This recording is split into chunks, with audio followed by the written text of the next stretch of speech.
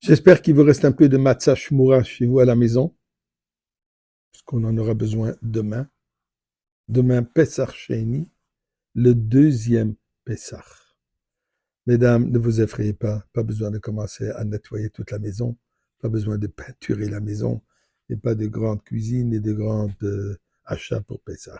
Mais la matzah shmura. Pourquoi? Écoutez, m'avance la disons ensemble. Un grand merci à Kadosh Baruch Hu pour tous les miracles, ainsi pour nous avoir donné cette opportunité qu'on appelle Pesach Sheni.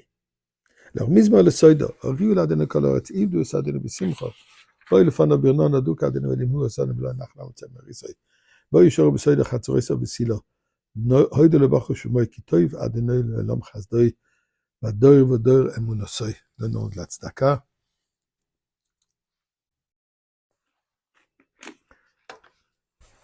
Pesach Sheni. D'abord,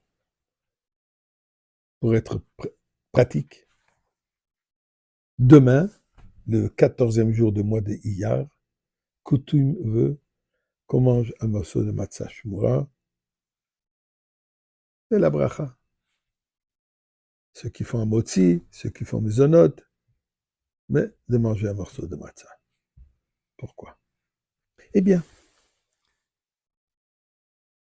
un an après que Am Israël est sorti d'Égypte, Dieu donne la mitzvah de Korban Pesach, du sacrifice de Pesach, de l'agneau pascal. Premier agneau était en Égypte. Mais maintenant, Dieu a établi la fête de Pesach, que tous les ans, au 14e jour du mois de Pesach, du mois de Nissan, on fête Pesach. Commémorer la sortie d'Égypte. Et chacun doit participer dans le temps de Beth Mishkan et ensuite de Beth Amikdash, dans ce sacrifice, cette offrande de Korban Pesach, qu'on doit manger un morceau le soir du Pesach avec la matzah et du maror. Al matzot umorim yochluhu.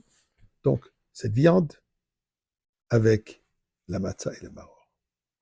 Mais ce qui est avéré, un groupe de personnes qui étaient tamées, qui étaient impures, différentes opinions qui que c'était. Il y a une opinion qui dit que ça c'était ceux qui ont transporté les os de le cercueil de Yosef Hatzadik, ou d'autres situations, des personnes qui sont mortes, il fallait les enterrer, et ceux qui s'occupent avec un mort deviennent tamés. Et la Torah nous dit qu'un korban, en France, on n'a pas le droit de participer et de manger si on est tamé. Et se sont présentés devant Moshe Rabbeinu en disant Lama Nigara.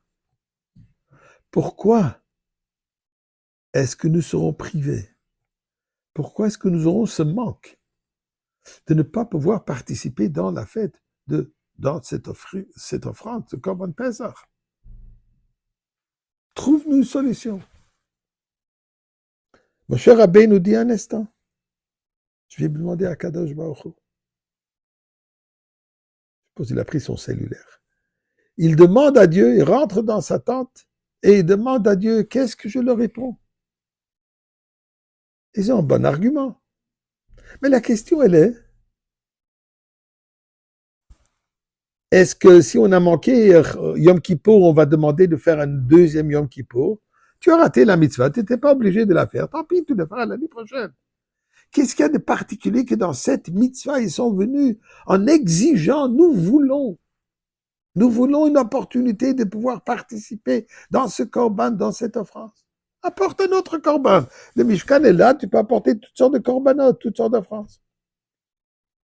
Mais le korban Pesach représente quelque chose de fondamental. On l'a fait en Égypte, qui est un symbole de notre délivrance intérieure. L'agneau, c'était l'idole des Égyptiens. Sous l'esclavage égyptien, ils ont eu le courage de prendre l'idole égyptienne et de l'offrir en sacrifice à Kadosh Baruch Hu. Ceci qui représente que même pendant qu'ils étaient encore en Égypte, ils avaient ce sentiment de liberté. Et ils ont pu agir, même en se mettant en danger. Vient le peuple juif, viennent les personnes qui sont tamées, il dit, mais un instant, si nous n'avons pas fait le Korban Pesach, est-ce que ça veut dire qu'à toujours nous resterons des esclaves intérieurs? L'homme en pourquoi est-ce qu'on va rester, on va être délaissé? On va être délaissé dans l'exil à toujours. On est condamné de toujours être dans cet esclavage interne. Dieu répond, si vous le demandez, ou puisque vous le demandez, puisque vous le voulez, puisque vous l'exigez, ça prouve que vous avez en vous cette capacité d'être libre. Alors si c'est ça le cas, je vous donne l'opportunité de, au 14e jour du mois d'Iyar, donc un mois après le Corban Pesach original, vous pouvez le faire pour nous enseigner que si même on n'a pas eu ce sentiment encore de liberté, nous sommes tous capables de se rattraper et devenir une personne libre. Et espérons aujourd'hui avec Mashiach.